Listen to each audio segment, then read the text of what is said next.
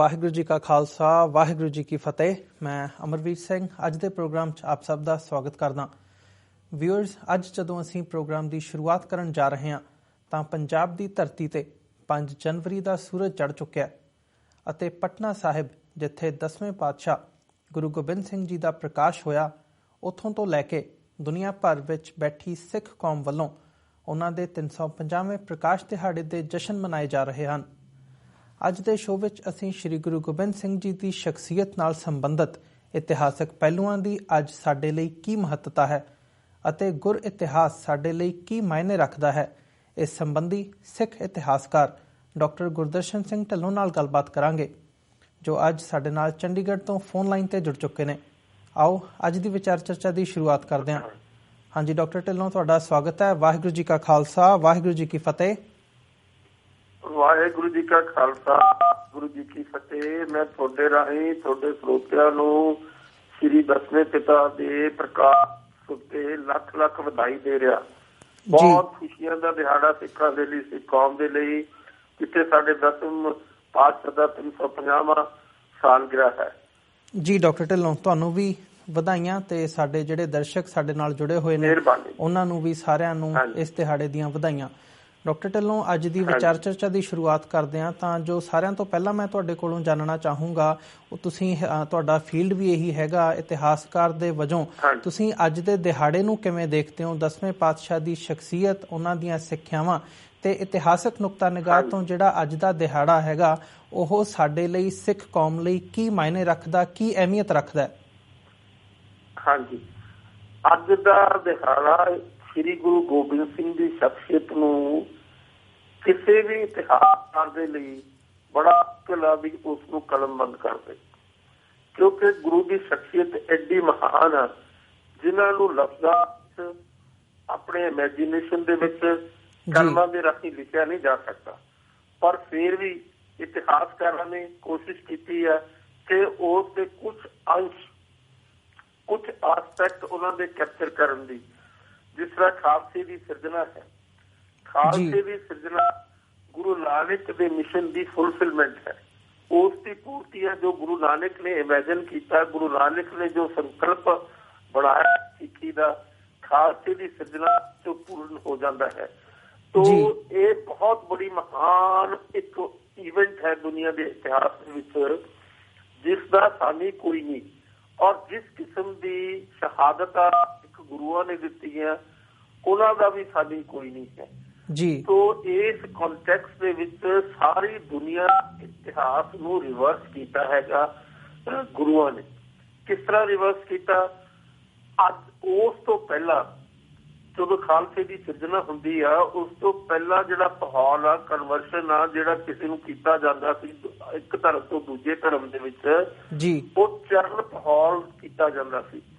ਲੇਕਿਨ 10ਵੇਂ ਪਿਤਾ ਨੇ ਚਰਨ ਪਹੌਲ ਦੀ ਜਗ੍ਹਾ ਖੱਡੇ ਦਾ ਪਹੌਲ ਕਰ ਦਿੱਤਾ। ਕਿੱਡੀ ਮਹਾਨ ਸ਼ਖਸੀਅਤ ਆ, ਕਿੱਡਾ ਵੱਡਾ ਉਹਨਾਂ ਦਾ ਸੰਕਲਪ ਆ, ਕਿੱਡੀ ਵੱਡੀ ਇਮੈਜੀਨੇਸ਼ਨ ਆ ਕਿ ਇੱਕ ਟ੍ਰੈਡੀਸ਼ਨ ਸਾਰੇ ਦੁਨੀਆ ਦੇ ਧਰਮਾਂ ਚੱਲੀ ਜਾ ਰਹੀ, ਔਰ ਉਸ ਨੂੰ ਰਿਵਰਸ ਕਰ ਦਿੱਤਾ।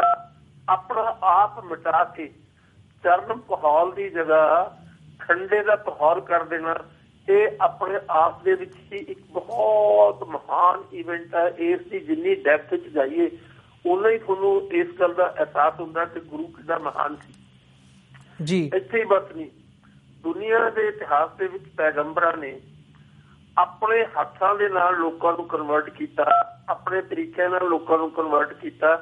ਲੇਕਿਨ ਇੱਥੇ ਗੁਰੂ ਦੀ ਮਹਾਨਤਾ ਦੇਖੋ, ਗੁਰੂ ਆਪਣੇ ਸਿੱਖਾਂ ਨੂੰ ਕਹਿ ਰਿਹਾ, ਗੁਰੂ ਖਾਲਸਿਆਂ ਨੂੰ ਕਹਿ ਰਿਹਾ ਕਿ ਹੁਣ ਮੈਨੂੰ ਤੁਸੀਂ ਗੋਬਿੰਦ ਸਿੰਘ ਬਣਾ ਦਿਓ ਜੀ। ਉਸੇ ਬਾਤ ਦੇ ਵਿੱਚ, ਅੰਮ੍ਰਿਤ ਦੇ ਬਾਟੇ ਦੇ ਵਿੱਚ ਪਹਿਲਾਂ ਤਾਂ 5 ਪਿਆਰੇ ਖਾਲਸਾ ਬਣ ਰਹੇ ਆ, ਫਿਰ ਗੁਰੂ ਗੋਬਿੰਦ ਸਿੰਘ ਬਣ ਰਹੇ। ਇਹ ਆਪਣੇ ਆਪ ਦੇ ਵਿੱਚ ਹੀ ਬਹੁਤ ਵੱਡੀ ਮਹਾਨਤਾ ਹੈ। ਇਸ ਕਿਸਮ ਦੀ ਗੱਲ ਕਿਸੇ ਧਰਮ ਦੇ ਪੈਗੰਬਰ ਨੇ ਨਹੀਂ ਪਹਿਲਾਂ ਕੀਤੀ। ਗੁਰੂ ਮਹਾਰਾਜ ਦਾ ਆਪਣਾ ਸੰਕਲਪ, ਗੁਰੂ ਮਹਾਰਾਜ ਦੀਆਂ ਆਪਣੀਆਂ ਨੀਹਾਂ, ਗੁਰੂ ਮਹਾਰਾਜ ਦਾ ਆਪਣਾ ਆਊਟਲੁੱਕ ਅਜੀਬ ਹੈ, ਬੜਾ ਹੈ, ਮਹਾਨ ਹੈ, ਜਿਸਨੂੰ ਲਫ਼ਜ਼ਾਂ ਦੇ ਵਿੱਚ ਕੈਪਚਰ ਕਰਨਾ ਮੈਂ ਸਮਝਦਾ ਬੜਾ ਮੁਸ਼ਕਿਲ ਹੈ ਜੀ। ਫਿਰ ਗੁਰੂ ਨੇ ਇੱਕ ਨੈਸ਼ ਡਾਕਟਰਾਈਨ ਦਿੱਤਾ ਨਾਸ਼ ਡਾਕਟਰਾਈਨ, ਉਹਦਾ ਮਤਲਬ ਆ ਜਿਹੜਾ ਬੰਦਾ ਖਾਲਸੇ ਦੇ ਆਰਡਰ ਦੇ ਵਿੱਚ ਆਏਗਾ ਉਸ ਨੂੰ ਆਪਣੇ ਪਿਛਲੇ ਸਾਰੇ ਜੋ ਸੰਸਕਾਰ ਉਹਨਾਂ ਨੂੰ ਖਤਮ ਕਰਕੇ ਆਉਣਾ ਪਏਗਾ।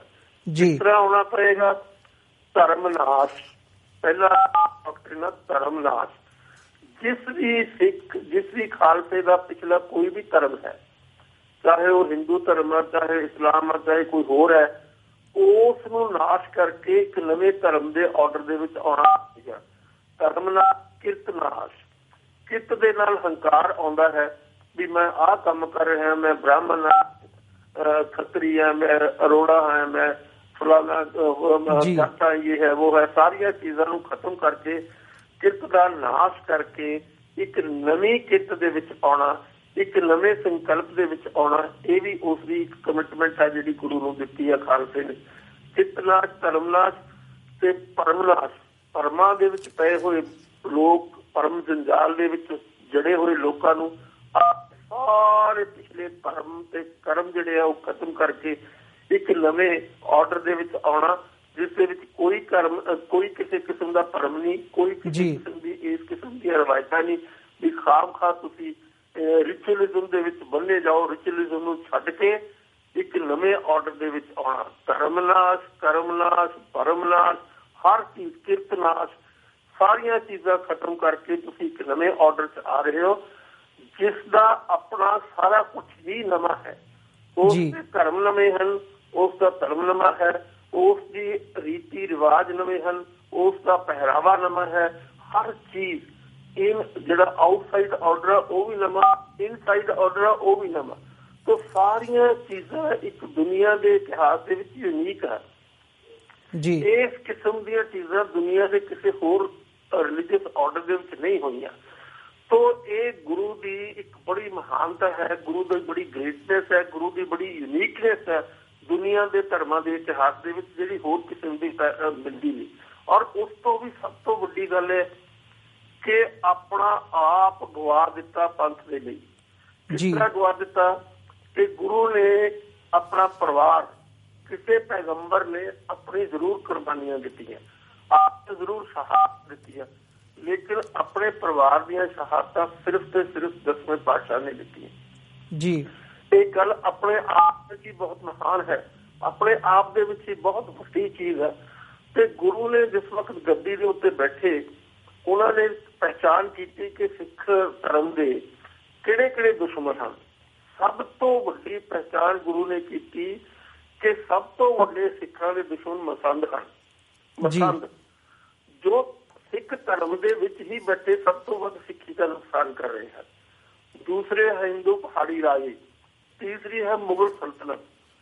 ਤੋਂ ਅੱਜ ਦੇ ਸੰਦਰਭ ਦੇ ਵਿੱਚ ਜੇ ਇਸ ਨੂੰ ਸੋਚਣਾ ਹੋਵੇ ਤਾਂ ਸਿੱਖੀ ਨੂੰ ਸਭ ਤੋਂ ਵੱਡਾ ਜਿਹੜਾ ਘਰ ਲੱਗ ਰਿਹਾ, ਜਿਹੜੀ ਸਭ ਤੋਂ ਵੱਡਾ ਨੁਕਸਾਨ ਦੇ ਰਹੇ ਉਹ ਕੌਣ ਆ? ਸਿੱਖਾਂ ਦੇ ਪੈਰਾਂ, ਸਿੱਖੀ ਦੇ ਵਿੱਚ ਹੀ ਬੈਠੇ ਹੋਏ ਲੋਕ। ਜਿਸ ਕਿਸਮ ਦੀਆਂ ਦੁਸ਼ਮਣਾਂ ਦੀ ਪਹਿਚਾਣ ਗੁਰੂ ਨੇ ਕੀਤੀ ਸੀ ਉਹ ਅੱਜ ਵੀ ਰੈਲੇਵੈਂਟ ਹੈ। ਸਿੱਖਾਂ ਨੂੰ ਆਪਣੇ ਦੁਸ਼ਮਣਾਂ ਦੀ ਪਹਿਚਾਣ ਕਰ ਲੈਣੀ ਚਾਹੀਦੀ ਹੈ। ਸਭ ਤੋਂ ਵੱਡਾ ਦੁਸ਼ਮਣ ਸਿੱਖਾਂ ਦੇ ਵਿੱਚ ਬੈਠਾ ਹੈ, ਸਿੱਖੀ ਪਹਿਰਾਵੇ ਦੇ ਵਿੱਚ ਹੈ, ਮਸੰਦ ਹੈ ਉਹ। ਔਰ ਗੁਰੂ ਨੇ ਮਸੰਦਾਂ ਨੂੰ, ਸਭ ਤੋਂ ਪਹਿਲੀ ਲੜਾਈ ਗੁਰੂ ਨੇ ਮਸੰਦਾਂ ਦੇ ਨਾਲ ਨਜਿੱਠੀ ਸੀ ਔਰ ਮਸੰਦਾਂ ਨੂੰ ਤੇਲ ਦੇ ਕੜਾਹੇ ਦੇ ਵਿੱਚ ਪਾ ਕੇ ਸਾੜ ਕੇ ਤਾਂ ਉਸਨੇ ਆਪਣਾ ਮਿਸ਼ਨ ਅੱਗੇ ਚਾਲੂ ਕੀਤਾ ਸੀ। ਅੱਜ ਜ਼ਰੂਰਤ ਆ ਸਿੱਖ ਪੰਥ ਨੂੰ ਗੁਰੂ ਤੋਂ ਸੇਧ ਲੈਣ ਦੀ, ਔਰ ਜਿਸ ਤਰੀਕੇ ਨਾਲ ਗੁਰੂ ਨੇ ਮਸੰਦਾਂ ਨੂੰ ਖਤਮ ਕੀਤਾ ਸੀ, ਇਸੇ ਤਰੀਕੇ ਨਾਲ ਸਿੱਖ ਪੰਥ ਨੂੰ ਆਪਣੇ ਅੱਜ ਦੇ ਮਸੰਦਾਂ ਨੂੰ ਖਤਮ ਕਰਕੇ ਅੱਗੇ ਚੱਲਣਾ ਚਾਹੀਦਾ। ਤੋਂ ਦੂਸਰੀ ਲੜਾਈ ਹਿੰਦੂ ਪਹਾੜੀ ਰਾਜਿਆਂ ਨਾਲ, ਕਿਉਂਕਿ ਹਿੰਦੂ ਪਹਾੜੀ ਰਾਜ ਦਾ ਸਿਧਾਂਤਕ ਡਿਫਰੈਂਸ ਸੀ ਗੁਰੂ ਦੇ ਨਾਲ। ਗੁਰੂ ਇੱਕ ਰੱਬ ਨੂੰ ਮੰਨਣ ਵਾਲਾ, ਗੁਰੂ ਮੂਰਤੀ ਪੂਜਾ ਦੇ ਖਿਲਾਫ, ਗੁਰੂ ਜਿਹੜਾ ਆਹ ਸੀ ਜਾਤ ਪਾਤ ਦੇ ਖਿਲਾਫ। ਤੋਂ ਇੱਕ ਆਈਡੀਓਲੋਜੀਕਲ ਕੰਟਰਾਡਿਕਸ਼ਨ ਸੀ ਗੁਰੂ ਦੀ ਆਈਡੀਓਲੋਜੀ ਦੀ ਔਰ ਦੂਸਰੇ ਪਾਸੇ ਪਹਾੜੀ ਰਾਜਿਆਂ ਦੀ। ਤੋਂ ਇਹ ਕਨਫਲਿਕਟ ਅੱਜ ਵੀ ਉਹ ਕਨਫਲਿਕਟ ਜਾਰੀ ਹੈ। ਇਸੇ ਤਰੀਕੇ ਨਾਲ ਦਿੱਲੀ ਦੀ ਸਲਤਨਤ ਦੇ ਨਾਲ ਜਿਹੜੀ ਜੋ ਵੀ ਦੁਸ਼ਮਣੀ ਸੀ ਉਹ ਅੱਜ ਵੀ ਜਾਰੀ ਹੈ ਸਿੱਖਾਂ ਦੀ। ਤੋਂ ਇਸ ਕਰਕੇ ਜਿਹੜੇ ਉਸ ਵੇਲੇ ਗੁਰੂ 10ਵੇਂ ਪਾਤਸ਼ਾਹ ਨੇ ਸਿੱਖਾਂ ਦੇ ਦੁਸ਼ਮਣਾਂ ਦੀ ਡਿਮਾਰਕੇਸ਼ਨ ਕੀਤੀ ਸੀ, ਅੱਜ ਵੀ ਉਸੇ ਤਰੀਕੇ ਨਾਲ ਕਾਇਮ ਆ ਉਹ ਦੁਸ਼ਮਣ। ਸੋ ਅੱਜ ਜ਼ਰੂਰਤ ਹੈ ਜੇ ਸਿੱਖਾਂ ਨੇ ਗੁਰੂ ਦੇ ਪੈਰੋਕਰਮ ਤੇ ਚੱਲਣਾ ਹੈ, ਉਸ ਨੂੰ ਗੁਰੂ ਦੇ ਕੀਤੇ ਹੋਏ ਕਰਮਾਂ ਤੇ ਕੀਤੀ ਹੋਈ ਜਿਹੜੀ ਨਿਸ਼ਾਨਦੇਹੀ ਆ ਉਸ ਨੂੰ ਪਹਿਚਾਨਣਾ ਪਏਗਾ ਔਰ ਉਸ ਦੇ ਉੱਤੇ ਚੱਲਣਾ ਪਏਗਾ। ਤਾਂ ਹੀ ਜਿਹੜਾ ਸਿੱਖੀ ਦਾ ਮਿਸ਼ਨ ਆ ਉਹ ਬਰਕਰਾਰ, ਸਿੱਖ ਰੈਵੋਲੂਸ਼ਨ ਜਿਹੜਾ ਹੈਗਾ ਗੁਰੂ ਨਾਨਕ ਨੇ ਜਿਸ ਨੂੰ ਸ਼ੁਰੂ ਕੀਤਾ, ਜਿਸ ਨੂੰ ਖਾਲਸੇ ਦੀ ਸਿਰਜਣਾ ਦੇ ਵਿੱਚ ਫੁਲਫਿਲਮੈਂਟ ਹੋਈ, ਉਹ ਇੱਕ ਲਗਾਤਾਰ ਪ੍ਰੋਸੈਸ ਹੈ। ਉਹ ਇਹ ਨਹੀਂ ਇੱਕ ਵਾਰੀ ਹੋ ਗਿਆ ਉਸ ਤੋਂ ਬਾਅਦ ਖਤਮ ਹੋ ਗਿਆ, ਕਿਉਂਕਿ ਸਿੱਖ ਜਿਹੜਾ ਸਿਧਾਂਤਿਕ ਡਿਫਰੈਂਸਿਸ ਆ ਉਹ ਕੰਟੀਨਿਊ ਕਰਨਗੇ ਔਰ ਸਿੱਖਾਂ ਨੂੰ ਇਸ ਸਟਰਗਲ ਦੇ ਵਿੱਚ ਪੈ ਕੇ ਲਗਾਤਾਰ ਉਸ ਦੇ ਉੱਤੇ ਪਹਿਰਾ ਦੇਣਾ ਪਏਗਾ। ਤੋ ਤਾਂ ਹੀ ਸਿੱਖੀ ਕਾਇਮ ਰਹੇਗੀ, ਤਾਂ ਹੀ ਸਿੱਖੀ ਬਰਕਰਾਰ ਰਹੇਗੀ, ਤਾਂ ਹੀ ਅਸੀਂ ਆਪਣੀਆਂ ਆਉਣ ਵਾਲੀਆਂ ਪੀੜ੍ਹੀਆਂ ਨੂੰ ਉਹ ਸੰਦੇਸ਼ਾ ਜਿਹੜਾ ਗੁਰੂ ਨੇ ਸਾਨੂੰ ਦਿੱਤਾ ਸੀ ਉਹ ਪਾਸ ਆਨ ਕਰ ਸਕਾਂਗੇ। ਆਪਣੇ ਆਪ ਨੂੰ ਮਾਨਵਤਾ ਲਈ ਸਮਰਪਿਤ ਕਰਨਾ, ਲਸਾੜਿਆਂ ਅਸੀਂ ਅਰਦਾਸ ਕਰਦੇ ਹਾਂ ਨਿਓਟਿਆਂ ਦੀ ਊਠ ਨਿਆਸਰਿਆਂ ਦਾ ਆਸਰਾ। ਕੌਣ? ਖਾਲਸਾ ਤਾਂ ਉਹੀ ਆ ਜਿਹੜਾ ਨਿਓਟਿਆਂ ਨੂੰ ਊਠ ਦੇ ਰਿਹਾ, ਨੂੰ ਆਸਰਾ ਦੇ ਰਿਹਾ। ਨਿਆਸਰਾ ਨਿਓਟਾ ਕੋਈ ਵੀ ਹੋ ਸਕਦਾ, ਹਿੰਦੂ ਵੀ ਹੋ ਸਕਦਾ, ਸਿੱਖ ਵੀ ਹੋ ਸਕਦਾ, ਮੁਸਲਮਾਨ ਵੀ ਹੋ ਸਕਦਾ, ਈਸਾਈ ਵੀ ਹੋ ਸਕਦਾ। ਅਸੀਂ ਮਾਨਵਤਾ ਦੀਆਂ ਕਦਰਾਂ ਕੀਮਤਾਂ ਗੁਰੂ ਦੇ ਕਹੇ ਮੁਤਾਬਕ, ਗੁਰੂ ਦੇ ਕਥਨਾਂ ਮੁਤਾਬਕ, ਗੁਰੂ ਦੀ ਰਹਿਣੀ ਮੁਤਾਬਕ ਪਹਿਰਾ ਦੇਣਾ, ਤਾਂ ਹੀ ਅਸੀਂ ਸਿੱਖ ਰਹਿ ਸਕਾਂਗੇ, ਤਾਂ ਹੀ ਅਸੀਂ ਸਿੱਖੀ ਨੂੰ ਅੱਗੇ ਨੂੰ ਪਾਸ ਕਰ ਸਕਾਂਗੇ। ਪਰ ਅੱਜ ਜ਼ਰੂਰਤ ਇਹ ਆ ਕਿ ਅੱਜ ਸਾਡੇ ਵਿੱਚ ਬਹੁਤ ਸਾਰੇ ਲੋਕ ਸਵਾਰਥੀ ਪੈਦਾ ਹੋਏ, ਜਿਨ੍ਹਾਂ ਨੂੰ ਆਪਣੇ ਪਰਿਵਾਰ ਉੱਪਰ ਕੁਝ ਦਿਖਦਾ ਹੀ ਨਹੀਂ। ਤਾਂ ਸਿੱਖਾਂ ਨੂੰ ਉਹਨਾਂ ਮਸੰਦਾਂ ਦੀ ਪਛਾਣ ਕਰਨੀ ਪਏਗੀ ਔਰ ਉਹ ਮਸੰਦਾਂ ਦੇ ਨਾਲ ਲੜਾਈ ਲੜਨੀ ਪਏਗੀ ਔਰ ਉਹ ਮਸੰਦਾਂ ਨੂੰ ਪੰਥ ਦੇ ਵਿੱਚੋਂ ਨਿਸਾਰਨਾ ਪਏਗਾ, ਪੰਥ ਦੇ ਵਿੱਚੋਂ ਉਹਨਾਂ ਨੂੰ ਹਰਾਉਣਾ ਪਏਗਾ, ਪੰਥ ਦੇ ਵਿੱਚੋਂ ਉਹਨਾਂ ਨੂੰ ਖਾਰਜ ਕਰਨਾ ਪਏਗਾ, ਤਾਂ ਹੀ ਸਾਡੀ ਸਿੱਖੀ ਬਚ ਸਕਦੀ ਹੈ। ਵਰਨਾ ਇਹ ਲੋਕ ਸਿੱਖੀ ਪਹਿਰਾਵੇ ਵਿੱਚ, ਸਿੱਖੀ ਭੇਸ ਦੇ ਵਿੱਚ ਸਿੱਖੀ ਨੂੰ ਖਤਮ ਕਰਨ ਦੇ ਲਈ ਜੁੜੇ ਹੋਏ ਆ ਔਰ ਉਹ ਯਤਨਸ਼ੀਲ ਹੈਗੇ ਔਰ ਉਹਨਾਂ ਨੂੰ ਕਦੇ ਵੀ ਅਸੀਂ ਆਪਣੇ ਆਪ ਦੇ ਵਿੱਚ ਪ੍ਰਵਾਨ ਨਹੀਂ ਕਰ ਸਕਦੇ, ਬਲਕਿ ਅਸੀਂ ਉਹਨਾਂ ਖਿਲਾਫ ਲੜਾਈ ਲਗਾਤਾਰ ਲੜਨੀ ਹੀ ਹੈ ਜੀ। ਇਹ ਸਭ ਤੋਂ ਵੱਡਾ ਸਿੱਖੀ ਦਾ ਸੰਦੇਸ਼ ਗੁਰੂ ਨੇ ਮਹਾਰਾਜ ਨੇ ਸਾਨੂੰ ਦਿੱਤਾ ਹੈ, ਜਿਸ ਦੇ ਉੱਤੇ ਅਸੀਂ ਪਹਿਰਾ ਦੇਣਾ ਹੈ ਔਰ ਇਸ ਦੇ ਵਿੱਚ ਅਵੇਸਲੇ ਨਹੀਂ ਹੋਣਾ ਜੀ। ਬਿਲਕੁਲ, ਇਸ ਦੇ ਵਿੱਚ ਅਵੇਸਲੇ ਹੋਵਾਂ ਤਾਂ ਜਿਹੜਾ ਸਾਡਾ ਜਿਹੜੇ ਸਾਡੇ ਦੁਸ਼ਮਣ ਆ ਉਹ ਸਾਡੇ ਤੇ ਹਾਵੀ ਹੋ ਕੇ ਸਾਡੇ ਸੰਕਲਪ ਨੂੰ, ਗੁਰੂ ਦੇ ਦਿੱਤੇ ਹੋਏ ਸੰਕਲਪ ਨੂੰ, ਗੁਰੂ ਦੇ ਦਿੱਤੇ ਹੋਏ ਆਦੇਸ਼ ਨੂੰ ਖਤਮ ਕਰ ਦੇਣਗੇ ਔਰ ਉਹ ਇਸ ਗੱਲ ਲਈ ਯਤਨਸ਼ੀਲ ਹਨ ਸਿੱਖਾਂ ਦੇ ਦੁਸ਼ਮਣ। ਸੋ ਇਹ ਗੁਰੂ ਦੀ ਥੋੜੇ ਜਿਹੇ ਲਫ਼ਜ਼ਾਂ ਦੇ ਵਿੱਚ ਥੋੜੀ ਜਿਹੀ ਪਹਿਚਾਣ, ਪੂਰੀ ਤਾਂ ਗੁਰੂ ਦੀ ਪਹਿਚਾਣ ਕਰਨੀ ਅਸੰਭਵ ਹੈ, ਇਨਸਾਨੀ ਫਿਤਰਤ ਦੇ ਵਿੱਚ ਨਹੀਂ ਆਉਂਦੀ, ਕਿਉਂਕਿ ਇਨਸਾਨ ਦੀ ਇਮੈਜੀਨੇਸ਼ਨ ਦੀ, ਇਨਸਾਨ ਦੀ ਥਿੰਕਿੰਗ ਦੀ, ਇਨਸਾਨ ਕਲਮ ਦੀਆਂ ਆਪਣੀਆਂ ਇੱਕ ਲਿਮਿਟੇਸ਼ਨ ਹੁੰਦੀਆਂ ਜੀ। ਗੁਰੂ ਦਾ ਸਭ ਤੋਂ ਵੱਡਾ ਸੰਦੇਸ਼ ਹੈ ਪਿਆਰ। ਜੇ ਤੋਂ ਪ੍ਰੇਮ ਖਿਲਨ ਕਰ ਚਾਓ ਸਿਰ ਤੇ ਤਲੀ ਗਲੀ ਮਾਰਗ ਪੈ ਤਰੀਜੇ ਸਿਰ ਦੀਜੇ ਕਾਰਨ ਕੀਜੇ। ਤੋ ਅਸੀਂ ਪਿਆਰ ਦੇ ਨਾਲ ਆਪਣੇ ਦੁਸ਼ਮਣਾਂ ਨੂੰ ਵੀ ਜਿੱਤ ਸਕਦੇ ਹਾਂ, ਪਿਆਰ ਦੇ ਨਾਲ ਅਸੀਂ ਇੱਕ ਰੈਵੋਲੂਸ਼ਨ ਲਿਆ ਸਕਦੇ ਹਾਂ ਔਰ ਇਸ ਦੇ ਨਾਲ ਜਿਹੜੇ ਗਰੀਬ ਲੋਕ ਆ, ਲਤੜੇ ਹੋਇਆ ਜਿਹੜਾ ਸਮਾਜ ਤੇ ਜਿਸ ਦੇ ਨਾਲ ਹਜ਼ਾਰਾਂ ਸਾਲਾਂ ਤੋਂ ਬੇਇਨਸਾਫੀ ਸੀ, ਖਾਸ ਤੌਰ ਤੇ ਜਿਹੜਾ ਦਲਿਤ ਪਰਿਵਾਰ ਹੈ, ਕਾਸਟ ਇੰਸਟੀਟਿਊਸ਼ਨ ਤੇ ਸਭ ਤੋਂ ਵੱਡੀ ਜਿਹੜੀ ਹਿੱਟ ਆ 10ਵੇਂ ਪਾਤਸ਼ਾਹ ਨੇ ਮਾਰੀ ਹੈ ਜੀ, ਗੁਰੂ ਨਾਨਕ ਦੇ ਆਦੇਸ਼ ਦੇ ਮੁਤਾਬਕ। ਔਰ ਇਸੇ ਕਰਕੇ ਇੱਕ ਬਾਟੇ ਦੇ ਵਿੱਚ ਉਸ ਵੇਲੇ ਅੱਜ ਤੋਂ ਮਤਲਬ 350 ਸਾਲ ਪਹਿਲਾਂ ਤੁਸੀਂ ਇਮੈਜਿਨ ਕਰੋ ਕਿ ਗੁਰੂ ਖੱਤਰੀ ਜ਼ਾਤ ਸਨ, ਲੇਕਿਨ ਗੁਰੂ ਨੇ ਆਪਣੀ ਜ਼ਾਤ ਪਾਤ ਮਿਟਾ ਦਿੱਤੀ ਜੀ, ਇੱਕ ਸੁਰਤਾ ਲਿਆਉਣ ਦੇ ਲਈ, ਏਕਤਾ ਲਿਆਉਣ ਦੇ ਲਈ, ਬਰਾਬਰਤਾ ਲਿਆਉਣ ਦੇ ਲਈ ਔਰ ਨੀਚਿਆਂ ਨੂੰ ਉੱਪਰ ਉਠਾਉਣ ਦੇ ਲਈ।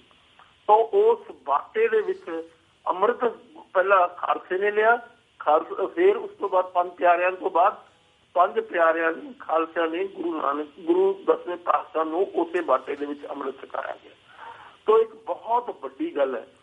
ਤਾਂ ਇਸੇ ਤਰੀਕੇ ਨਾਲ ਦੇਖੋ ਦੁਨੀਆ ਦੇ ਸਾਰੇ ਧਰਮਾਂ ਵਿੱਚ ਜਿਹੜਾ ਸਪਿਰਿਚੁਅਲ ਸਿੰਬਲ ਆ ਉਹ ਰੋਜ਼ਰੀ ਆ, ਮਾਲਾ, ਚਾਹੇ ਈਸਾਈ ਹੋਣ, ਚਾਹੇ ਮੁਸਲਮਾਨ ਹੋਣ, ਚਾਹੇ ਹਿੰਦੂ ਹੋਣ, ਲੇਕਿਨ ਸਿੱਖਾਂ ਦਾ ਜਿਹੜਾ ਧਾਰਮਿਕ ਚਿੰਨ੍ਹ ਹੈ, ਸਿੱਖਾਂ ਦਾ ਜਿਹੜਾ ਧਾਰਮਿਕ ਸਿੰਬਲ ਇਨਸਿਗਨੀਆ ਹੈ ਉਹ ਹੈ ਕਿਰਪਾਨ।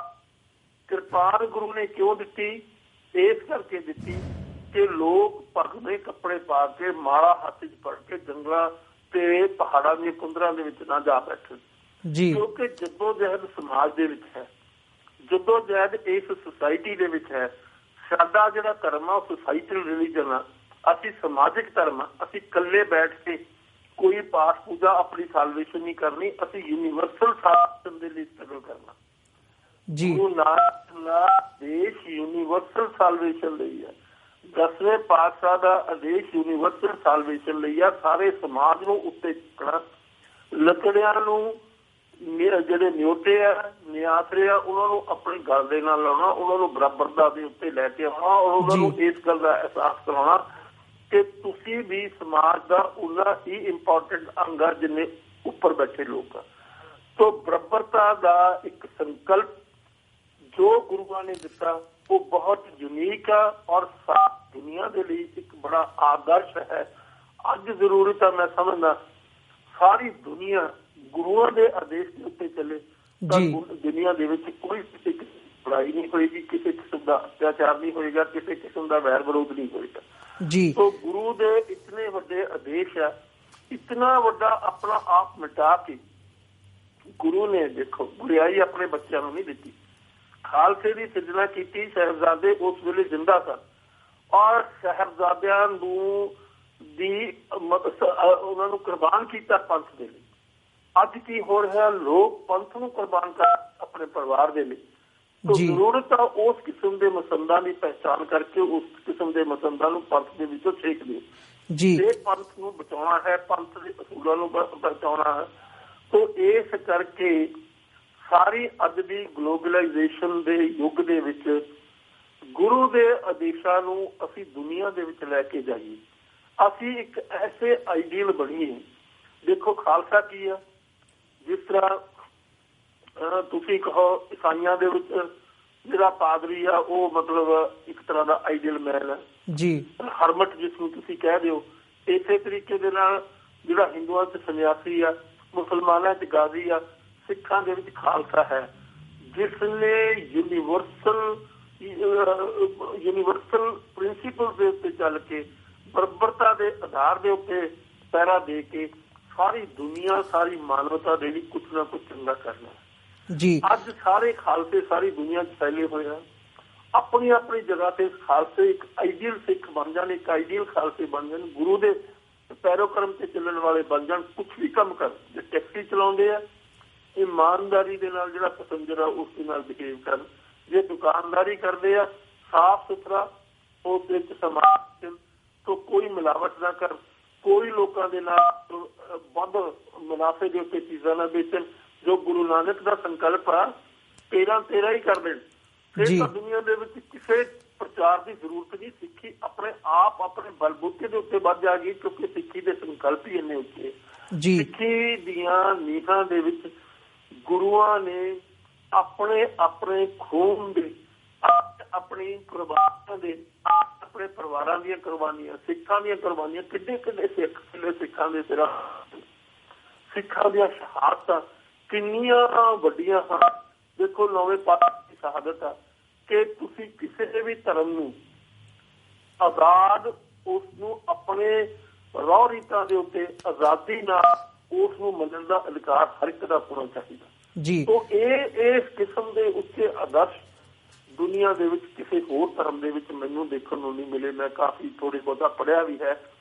ਤੋ ਇਸ ਕਰਕੇ ਅੱਜ ਜ਼ਰੂਰਤ ਆ ਅਸੀਂ ਆਪਣੇ ਆਪ ਦੇ ਵਿੱਚ ਇੱਕ ਆਈਡੀਅਲ ਖਾਲਸੇ ਬਣ ਜਾਈਏ, ਇੱਕ ਆਈਡੀਅਲ ਸਿੱਖ ਬਣ ਜਾਈਏ, ਚਾਹੇ ਕੋਈ ਵੀ ਕਿੱਤਾ ਕਰ ਰਹੇ ਹਾਂ, ਚਾਹੇ ਕਿਸੇ ਵੀ ਦੁਨੀਆ ਦੇ ਕਿੱਤੇ ਵਿੱਚ ਰਹਿ ਰਹੇ ਹਾਂ, ਤਾਂ ਕਿ ਲੋਕ ਉਸ ਦੇ ਵਿੱਚ ਅਟਰੈਕਟ ਹੋ ਕੇ ਆਪਣੇ ਆਪ ਕਹਿਣ ਵੀ ਆਹ ਹੈਗੇ ਅਸਲੀ ਬੰਦੇ। ਜੀ ਬਿਲਕੁਲ ਡਾਕਟਰ ਢਿੱਲੋਂ, ਜਿਵੇਂ ਤੁਸੀਂ ਗੱਲ ਕਰ ਰਹੇ ਹੋ, ਜਿਵੇਂ ਤੁਸੀਂ ਸਾਨੂੰ ਇਤਿਹਾਸ ਦੇ ਨਾਲ ਇਤਿਹਾਸਕ ਝਰੋਖੇ ਦੇ ਵਿੱਚੋਂ ਕਾਫੀ ਜਾਣਕਾਰੀ ਦਿੱਤੀ ਹੈ ਤੇ ਆਪਣੇ ਜਿਹੜੇ ਵਿਚਾਰ ਨੇ ਉਹ ਸਾਡੇ ਨਾਲ, ਸਾਡੇ ਦਰਸ਼ਕਾਂ ਦੇ ਨਾਲ ਸਾਂਝੇ ਕੀਤੇ ਆ। ਜਿਵੇਂ ਤੁਸੀਂ ਗੱਲ ਕੀਤੀ ਹੈ ਮਸੰਦਾਂ ਦੀ, ਹਿੰਦੂ ਪਹਾੜੀ ਰਾਜਿਆਂ ਦੀ, ਮੁਗਲ ਹਕੂਮਤ ਦੀ, ਜਦੋਂ ਅਸੀਂ ਇਤਿਹਾਸ ਵੱਲ ਦੇਖਦੇ ਹਾਂ ਤਾਂ ਜੇ ਅਸੀਂ ਇਸੇ ਝਰੋਖੇ ਦੇ ਵਿੱਚੋਂ ਅੱਜ ਦੇ ਸਮੇਂ ਨੂੰ ਦੇਖਣਾ ਹੋਵੇ ਤਾਂ ਅੱਜ ਜਦੋਂ ਅਸੀਂ ਭਾਰਤ ਦੇ ਵਿੱਚ ਦੇਖਦੇ ਹਾਂ ਕਿ ਕਿਵੇਂ ਜਿਹੜੀ ਗੁਰੂ ਸਾਹਿਬ ਦੀ ਸ਼ਖਸੀਅਤ ਹੈਗੀ ਹੈ, ਉਹਨਾਂ ਦੀਆਂ ਜੋ ਸਿੱਖਿਆਵਾਂ ਨੇ, ਉਹਨੂੰ ਕਿਵੇਂ ਰਾਸ਼ਟਰਵਾਦ ਦੇ ਲਿਬਾਦੇ ਦੇ ਵਿੱਚ ਲਪੇਟ ਕੇ ਪੇਸ਼ ਕੀਤਾ ਜਾ ਰਿਹਾ ਹੈ, ਜਾਂ ਇਹ ਕਹਿ ਲਓ ਕਿ ਜਿਵੇਂ ਇਹ ਇੱਕ ਨੋਸ਼ਨ ਹੈਗਾ ਕਿ ਜਿਹੜੀ ਸਿੱਖੀ ਦਾ ਜੋ ਜਨਮ ਹੈ ਉਹ ਹਿੰਦੂਆਂ ਦੀ ਰੱਖਿਆ ਦੇ ਲਈ ਹੋਇਆ ਸੀ। ਸੋ ਇਹ ਇੱਕ ਜਿਹੜੀ ਆ ਸੋਚ ਹੈਗੀ ਹੈ, ਇਹ ਸੋਚ ਅੱਜ ਭਾਰੂ ਹੋ ਰਹੀ ਹੈ ਭਾਰਤ ਦੇ ਵਿੱਚ ਸਿੱਖਾਂ ਦੇ ਉੱਪਰ। ਇਹਦਾ ਕਿਤੇ ਨਾ ਕਿਤੇ ਜਿਹੜਾ ਅਸਰ ਹੈਗਾ ਗਰਾਊਂਡ ਦੇ ਉੱਪਰ ਪੰਜਾਬ ਦੇ ਵਿੱਚ, ਪੰਜਾਬ ਤੋਂ ਬਾਹਰ, ਉਹ ਵੀ ਦੇਖਣ ਨੂੰ ਮਿਲ ਰਿਹਾ ਹੈ। ਸੋ ਖਾਸ ਕਰਕੇ ਅੱਜ ਦੇ ਦਿਨਾਂ ਦੇ ਵਿੱਚ ਜਿਹੜੀ ਇਹ ਸੋਚ ਹੈ, ਉਸ ਬਾਰੇ ਤੁਸੀਂ ਕੀ ਕਹਿਣਾ ਚਾਹੋਗੇ ਤੇ ਸਾਡੇ ਲਈ ਇਹ ਕਿੰਨੀ ਕੁ ਘਾਤਕ ਹੈਗੀ ਆ ਤੇ ਅਸੀਂ ਇਹਦੇ ਨਾਲ ਕਿਵੇਂ ਡੀਲ ਕਰ ਸਕਦੇ ਹਾਂ? ਇਹ ਸਿੱਖਾਂ ਲਈ ਨਹੀਂ, ਸਿੱਖੀ ਦੇ ਲਈ ਬੜੀ ਘਾਤਕ ਹੈ। ਸਿੱਖੀ ਦਾ ਜਿਹੜਾ ਸੰਕਲਪ ਆ ਉਹ ਕਿਸੇ ਨੇਸ਼ਨ ਦੀਆਂ ਬਾਉਂਡਰੀ ਤੋਂ ਕ੍ਰਾਸ ਯੂਨੀਵਰਸਲ ਹੈ, ਮਾਨਵਤਾ ਦੇ ਲਈ ਹੈ। ਕਿਸੇ ਪਰਟੀਕੂਲਰ ਦੇਸ਼ ਲਈ ਨਹੀਂ, ਕਿਸੇ ਪਰਟੀਕੂਲਰ ਕੌਮ ਲਈ ਨਹੀਂ, ਕਿਸੇ ਪਰਟੀਕੂਲਰ ਲੋਕਾਂ ਲਈ ਨਹੀਂ, ਕਿਸੇ ਪਰਟੀਕੂਲਰ ਖਿੱਤੇ ਲਈ ਨਹੀਂ। ਅੱਜ ਚਾਰੇ ਵਰਗ ਦੇ ਲਈ 4 ਦਰਵਾਜ਼ੇ ਰੱਖੇ ਗੁਰੂ ਮਹਾਰਾਜ ਨੇ ਦਰਬਾਰ ਸਾਹਿਬ ਦੇ ਵਿੱਚ। ਉੱਥੇ ਕੋਈ ਵੀ ਬੰਦਾ ਆ ਜਾ ਸਕਦਾ, ਕਿਸੇ ਨੂੰ ਇਹ ਨਹੀਂ ਪੁੱਛਿਆ ਜਾਂਦਾ ਵੀ ਤੇਰਾ ਧਰਮ ਕੀ ਹੈ, ਤੇਰੀ ਕੌਮ ਕੀ ਹੈ, ਤੇਰਾ ਦੇਸ਼ ਕੀ ਹੈ, ਤੇਰਾ ਜਾਤ ਕੀ ਹੈ, ਤੇਰੀ ਪਾਤ ਕੀ ਹੈ। ਕੋਈ ਜਾਤ ਦਾ ਜੋ ਕਿਸਮ ਦੀ ਉੱਥੇ ਅਵੇਲੇਬਿਲਿਟੀ ਹੈ, ਲੰਗਰ ਛਕ ਸਕਦਾ, ਰਹਿ ਸਕਦਾ, ਆਰਾਮ ਕਰ ਸਕਦਾ ਔਰ ਰੱਬ ਨੂੰ ਉਹ ਅਰਦਾਸ ਕਰ ਸਕਦਾ। ਸੋ ਇਹ ਜਿਹੜੀ ਇਸ ਕਿਸਮ ਦੀ ਮਾਨਸਿਕਤਾ ਗੁਰੂਆਂ ਦੇ ਨਾਲ ਜੜੀ ਜਾ ਰਹੀ ਹੈ, ਉਹ ਗੁਰੂ ਨੂੰ ਛੋਟਾ ਕਰਨ ਦੀ ਨਿਸ਼ਾਨੀ ਹੈ, ਗੁਰੂ ਨੂੰ ਛੋਟਾ ਬਣਾ ਕੇ ਦਿਖਾਉਣ ਦੀ ਕਿ ਉਹ ਇੱਕ ਹਿੰਦੂ ਨੇਸ਼ਨ ਲਈ, ਉਹ ਯੂਨੀਵਰਸਲ ਹੈ ਦੁਨੀਆ ਦੇ ਲਈ। ਇਸੇ ਕਰਕੇ ਸਿੱਖਾਂ ਦੀ ਜਿਹੜੀ ਅਰਦਾਸ ਆ ਸਰਬੱਤ ਦੇ ਭਲੇ ਦੀ ਆ, ਉਸ ਸਰਬੱਤ ਦੇ ਭਲੇ ਦੇ ਵਿੱਚ ਇਹ ਨਹੀਂ ਡਿਫਾਈਨ ਕੀਤਾ ਵੀ ਇਹ ਕੌਮ ਆ, ਆਹ ਦੇਸ਼ ਆ, ਇਹ ਲੋਕ ਆ, ਇਹ ਧਰਮ ਆ। ਨਿਓਟਿਆਂ ਦੀ ਓਟ ਕਿਹਦੇ ਲਈ ਹੈ? ਕੋਈ ਵੀ ਨਿਓਟਾ ਹੋ ਸਕਦਾ, ਕੋਈ ਵੀ ਨਿਆਸਰਾ ਹੋ ਸਕਦਾ, ਕੋਈ ਬੇਆਸਰਾ ਹੋ ਸਕਦਾ, ਕਿਸੇ ਖਿੱਤੇ 'ਚ ਹੋ ਸਕਦਾ ਦੁਨੀਆ ਦੇ ਵਿੱਚ। ਸਿੱਖ ਦਾ ਇਹ ਫਰਜ਼ ਹੈ ਧਾਰਮਿਕ ਤੌਰ ਦੇ ਉੱਤੇ ਕਿ ਉਹ ਇਨਸਾਨ ਦੀ ਜਿਹੜਾ ਦੁੱਖ 'ਚ ਆ, ਤਕਲੀਫ 'ਚ ਆ, ਸੰਕਟ 'ਚ ਆ, ਮੁਸੀਬਤ 'ਚ ਆ, ਉਸ ਦੀ ਸੇਵਾ ਕਰੇ ਔਰ ਉਸ ਦੀ ਸੇਵਾ ਕਰਕੇ ਉਹਨੂੰ ਉੱਪਰ ਖੜਾ ਕਰੇ, ਉਠਾਵੇ, ਉਸ ਨੂੰ ਦੁਨੀਆ ਦੇ ਸਮਾਜ ਦੇ ਵਿੱਚ ਲੈ ਕੇ ਆਵੇ। ਸੋ ਅੱਜ ਜ਼ਰੂਰਤ ਆ ਸਿੱਖ ਆਪਣੇ ਅਸੂਲਾਂ ਨੂੰ ਦੁਨੀਆ ਦੇ ਵਿੱਚ ਦੱਸ ਸਕਣ। ਸਿੱਖੀ ਕਿਸੇ ਟੈਰੀਟਰੀ ਦੇ ਵਿੱਚ, ਕਿਸੇ ਬਾਉਂਡਰੀ ਦੇ ਵਿੱਚ, ਕਿਸੇ ਖਿੱਤੇ ਦੇ ਵਿੱਚ, ਕਿਸੇ ਦੇਸ਼ ਦੇ ਸੋ ਕਾਲਡ ਜਿਹੜੇ ਨੇਸ਼ਨ ਦਾ ਜਿਹੜਾ ਸੰਕਲਪ ਹੈ 19ਵੀਂ ਸਦੀ ਦਾ, ਉਸ ਵੇਲੇ ਤਾਂ ਨੇਸ਼ਨ ਦਾ ਸੰਕਲਪ ਹੀ ਨਹੀਂ ਜੀ। ਸੋ ਗੁਰੂ ਤਾਂ ਨੇਸ਼ਨਾਂ ਤੋਂ ਬਹੁਤ ਉੱਪਰ ਉੱਠੇ ਸੀ, ਮਾਨਵਤਾ ਲਈ, ਰੱਬ ਲਈ, ਉਹ ਤਾਂ ਆਨਸਰੇਬਲ ਸੀ ਆਪਣੇ ਆਪ ਲਈ। ਉਹ ਅੱਜ ਜ਼ਰੂਰਤ ਹੈ ਕਿ ਸਿੱਖ ਇਸ ਗੱਲ ਨੂੰ ਸਮਝ ਕੇ ਦੁਨੀਆ ਦੇ ਵਿੱਚ ਇੱਕ ਆਈਡੀਅਲ ਇਨਸਾਨ ਦੇ ਤੌਰ ਦੇ ਉੱਤੇ ਜਿਹੜਾ ਸਿੱਖੀ ਦਾ ਸੰਕਲਪ ਆ ਉਸ ਦੇ ਵਿੱਚ ਵਿਚਰਨਗੇ ਤਾਂ ਮੈਂ ਸਮਝਦਾ ਸਾਰੀ ਦੁਨੀਆ ਦੇ ਵਿੱਚ ਸਿੱਖੀ ਫੈਲ ਜਾਏਗੀ। ਸਾਰੀ ਦੁਨੀਆ ਦੇ ਲੋਕ ਕਹਿਣਗੇ ਵੀ ਇਹ ਹੈ ਹੇਅਰ ਆਰ ਦਾ ਪੀਪਲ, ਜਿਨ੍ਹਾਂ ਨੂੰ ਦੇਖ ਕੇ ਸਾਨੂੰ ਆਪਣਾ ਜੀਵਨ ਸੁਧਾਰਨਾ ਚਾਹੀਦਾ। ਸੋ ਜੀਵਨ ਜਾਚ ਹੈ ਸਿੱਖੀ, ਵੇ ਆਫ ਲਾਈਫ ਆ ਸਿੱਖੀ। ਸਿੱਖੀ ਦੇ ਵਿੱਚ ਤੁਸੀਂ ਆਪਣੀ ਜ਼ਿੰਦਗੀ ਦੇ ਵਿੱਚ ਵਿਚਰ ਕੇ ਇੱਕ ਆਈਡੀਅਲ ਮੈਨ ਦੇ ਤੌਰ ਦੇ ਉੱਤੇ ਦੁਨੀਆ ਨੂੰ ਇੰਸਪੀਰੇਸ਼ਨ ਦੇਣੀ ਆ ਔਰ ਦੁਨੀਆ ਦੇ ਵਿੱਚ ਇੱਕ ਰੋਲ ਮਾਡਲ ਬਣਨਾ ਵੀ ਆਹ ਅਸੀਂ ਹਾਂ ਸਿੱਖ, ਆਹ ਸਾਡੇ ਗੁਰੂਆਂ ਦਾ ਆਦੇਸ਼ ਆ। ਜੇ ਅਸੀਂ ਇਸ ਤਰ੍ਹਾਂ ਬਣਾਂਗੇ ਤਾਂ ਹੀ ਅਸੀਂ ਗੁਰੂ ਨੂੰ ਜਵਾਬ ਦੇ ਹੋਵਾਂਗੇ, ਨਹੀਂ ਅਸੀਂ ਗੁਰੂ ਨੂੰ ਜਵਾਬ ਨਹੀਂ ਹੋ ਸਕਦੇ, ਨਹੀਂ ਅਸੀਂ ਤਾਂ ਸਿਰਫ ਗੁਰੂ ਤੋਂ ਮੁਨਕਰ ਹੀ ਹੋ ਸਕਦੇ ਹਾਂ ਜੇ ਇਸ ਕਿਸਮ ਦੀਆਂ ਗੱਲਾਂ ਵਿੱਚ ਪੈ ਜਾਈਏ ਵੀ ਆਹ ਦੇਖੋ ਜੀ ਆਹ ਦੇਸ਼ ਦੇ ਲਈ, ਆਹ ਲੋਕਾਂ ਦੇ ਲਈ ਸਿੱਖੀ ਪੈਦਾ ਹੋਈ ਸੀ। ਇਹ ਬਿਲਕੁਲ ਗਲਤ ਕੰਸੈਪਟ ਆ, ਇਹ ਮਿਸਰੀਡਿੰਗ ਆ ਸਿੱਖੀਜ਼ਮ ਦੀ, ਇਹ ਗੁੰਮਰਾਹ ਕਰਨ ਦੀ ਇੱਕ ਪਾਲਿਸੀ ਆ, ਇਹ ਛੋਟਾਪਣਾ ਸਿੱਖੀ ਨੂੰ ਛੋਟਾ ਦਿਖਾਉਣ ਦੀ ਕੋਸ਼ਿਸ਼ ਕੀਤੀ ਜਾ ਰਹੀ ਆ। ਸੋ ਇਸ ਕਰਕੇ ਅੱਜ ਜ਼ਰੂਰਤ ਆ ਕਿ ਸਿੱਖ ਆਪਣੇ ਆਪ ਦੀ ਪਹਿਚਾਣ ਕਰਨ, ਆਪਣੇ ਦੁਸ਼ਮਣਾਂ ਦੀ ਪਹਿਚਾਣ ਕਰਨ ਔਰ ਖਾਸ ਤੌਰ ਤੇ ਮਸੰਦਾਂ ਦੀ ਪਹਿਚਾਣ ਕਰਨ, ਕਿਉਂਕਿ ਮਸੰਦਾ ਸਭ ਤੋਂ ਵੱਧ ਜਿਹੜੇ ਨੁਕਸਾਨ ਉਹ ਮਸੰਦ ਹੀ ਕਰ ਸਕਦੇ ਆ। ਇਸੇ ਕਰਕੇ ਗੁਰੂ ਨੇ ਆਪਣੀ ਜ਼ਿੰਦਗੀ ਦੇ ਵਿੱਚ, ਆਪਣੇ ਮਿਸ਼ਨ ਦੇ ਵਿੱਚ ਸਭ ਤੋਂ ਵੱਡੀ ਲੜਾਈ ਮਸੰਦਾਂ ਨਾਲ ਕੀਤੀ, ਉਹ ਸਭ ਤੋਂ ਪਹਿਲਾਂ ਕੀਤੀ ਉਹ ਲੜਾਈ ਜੀ। ਸੋ ਇਸ ਕਰਕੇ ਅੱਜ ਦਾ ਇਹ ਦਿਹਾੜਾ ਸਿੱਖਾਂ ਦੇ ਲਈ ਇਸ ਗੱਲ ਦਾ ਮਤਲਬ ਆਪਣੇ ਆਪ ਵਿੱਚ ਰੀਅਲਾਈਜ਼ੇਸ਼ਨ ਕਰਨ ਦਾ ਦਿਹਾੜਾ ਕਿ ਉਹ ਦੇਖਣ, ਆਪਣੇ ਅੰਦਰ ਝਾਤ ਮਾਰਨ ਔਰ ਨਾਲ ਦੀ ਨਾਲ ਉਹ ਗੁਰੂ ਨੂੰ ਯਾਦ ਕਰਨ, ਗੁਰੂ ਨੂੰ ਸਮਰਪਿਤ ਹੋਣ, ਗੁਰੂ ਨੂੰ ਅਰਦਾਸ ਕਰਨ, ਇਹ ਸੱਚੇ ਪਾਤਸ਼ਾਹ ਸਾਨੂੰ ਆਪਣੇ ਮਾਰਗ ਤੇ ਚੱਲਣ ਦੀ ਤਾਕਤ ਦੇ, ਆਪਣੇ ਮਾਰਗ ਤੇ ਚੱਲਣ ਦੀ ਸ਼ਕਤੀ ਦੇ। ਜੀ ਡਾਕਟਰ ਢਿੱਲੋਂ, ਤੁਹਾਡਾ ਬਹੁਤ ਬਹੁਤ ਧੰਨਵਾਦ ਜੀ। ਤੁਸੀਂ ਜਿਹੜੇ ਅੱਜ ਸਾਡੇ ਦਰਸ਼ਕਾਂ ਦੇ ਨਾਲ ਇਸ ਦਿਹਾੜੇ ਦੇ ਉੱਪਰ ਇਤਿਹਾਸਕ ਪੱਖ ਤੋਂ ਆਪਣੇ ਵਿਚਾਰ ਸਾਂਝੇ ਕੀਤੇ ਆ। ਅੱਜ ਦੇ ਸ਼ੋਅ ਵਿੱਚ ਅਸੀਂ ਤੁਹਾਡੇ ਕੋਲੋਂ ਇੱਥੇ ਹੀ ਇਜਾਜ਼ਤ ਚਾਹਾਂਗੇ ਜੀ। ਵਾਹਿਗੁਰੂ ਜੀ ਕਾ ਖਾਲਸਾ, ਵਾਹਿਗੁਰੂ ਜੀ ਕੀ ਫਤਿਹ। ਵਾਹਿਗੁਰੂ ਜੀ ਕੀ ਫਤਿਹ। ਵਿਊਅਰਸ, ਸੋ ਅੰਤ ਦੇ ਵਿੱਚ ਮੈਂ ਤੁਹਾਨੂੰ ਇਹ ਵੀ ਜਾਂਦਾ ਦੱਸ ਦਿਆਂ ਕਿ ਜਿਹੜੇ ਦਰਸ਼ਕ ਸਾਡੇ ਨਾਲ ਅੱਜ ਫੇਸਬੁੱਕ ਦੇ ਥਰੂ ਜਾਂ ਜਿਹੜੇ ਡਿਫਰੈਂਟ ਕੇਬਲ ਨੈਟਵਰਕਸ ਹੈਗੇ ਆ ਨਾਰਥ ਅਮਰੀਕਾ ਦੇ ਵਿੱਚ, ਉਹਨਾਂ ਦੇ ਥਰੂ ਜੁੜੇ ਹੋਏ ਆ, ਅਤੇ ਇੱਕ ਐਪ ਹੈਗੀ ਆ ਗਲੋਬਲ cpn.tv 'ਤੇ ਜਾ ਕੇ ਤੁਸੀਂ ਉਹਨੂੰ ਸਬਸਕ੍ਰਾਈਬ ਕਰ ਸਕਦੇ ਹੋ, ਅਤੇ ਜਿਹੜਾ ਸਾਡਾ ਚੈਨਲ ਹੈਗਾ ਉਹਦੇ ਨਾਲ 4 ਹੋਰ ਚੈਨਲਸ ਤੁਸੀਂ ਵਾਚ ਕਰ ਸਕਦੇ ਹੋ। ਅਤੇ TV84 ਦੇ ਹਵਾਲੇ ਨਾਲ ਵੀ ਮੈਂ ਡੋਨੇਸ਼ਨ ਦੀ ਇੱਕ ਅਪੀਲ ਤੁਹਾਡੇ ਚਰਨਾਂ ਦੇ ਵਿੱਚ ਪਾਉਣੀ ਚਾਹੂੰਗਾ ਕਿ ਜੇ ਤੁਹਾਨੂੰ ਸਾਡੇ ਪ੍ਰੋਗਰਾਮ ਚੰਗੇ ਲੱਗਦੇ ਆ, ਤੁਸੀਂ ਚਾਹੁੰਦੇ ਹੋ ਕਿ ਇੱਦਾਂ ਹੀ ਚੱਲਦੇ ਰਹਿਣ, ਸੋ ਸਾਨੂੰ ਤੁਹਾਡੀ ਸਪੋਰਟ ਦੀ ਜ਼ਰੂਰਤ ਹੈਗੀ ਆ। ਤੁਸੀਂ ਸਾਨੂੰ ਸਪੋਰਟ ਕਰ ਸਕਦੇ ਹੋ ਸਾਡੀ ਵੈਬਸਾਈਟ 'ਤੇ ਜਾ ਕੇ www.tv84.tv 'ਤੇ ਜਾ ਕੇ ਤੁਸੀਂ ਡੋਨੇਟ ਕਰ ਸਕਦੇ ਹੋ ਅਤੇ ਮੰਥਲੀ ਪਲੈਜਸ ਦੇ ਸਕਦੇ ਹੋ ਆਪਣੇ ਹਿਸਾਬ ਦੇ ਨਾਲ, ਆਪਣੀ ਵਿੱਤ ਦੇ ਅਨੁਸਾਰ। ਜੇ ਕੋਈ ਕੁਐਰੀ ਹੈਗੀ ਆ, ਕੋਈ ਸਵਾਲ ਜਵਾਬ ਹੋਵੇ, ਤਾਂ ਤੁਸੀਂ ਸਾਨੂੰ donate.tv84@gmail.com 'ਤੇ ਈਮੇਲ ਵੀ ਲਿਖ ਸਕਦੇ ਹੋ, donate.tv84@gmail.com। ਸੋ ਇਸੇ ਦੇ ਨਾਲ ਅੱਜ ਦਾ ਸ਼ੋਅ ਅਸੀਂ ਇੱਥੇ ਹੀ ਸਮਾਪਤ ਕਰਦੇ ਹਾਂ। ਕੱਲ੍ਹ ਨੂੰ ਤੁਹਾਡੇ ਨਾਲ ਫਿਰ ਮੁਲਾਕਾਤ ਹੋਵੇਗੀ ਜੀ। ਇਜਾਜ਼ਤ ਦਿਓ। ਵਾਹਿਗੁਰੂ ਜੀ ਕਾ ਖਾਲਸਾ, ਵਾਹਿਗੁਰੂ ਜੀ ਕੀ ਫਤਿਹ।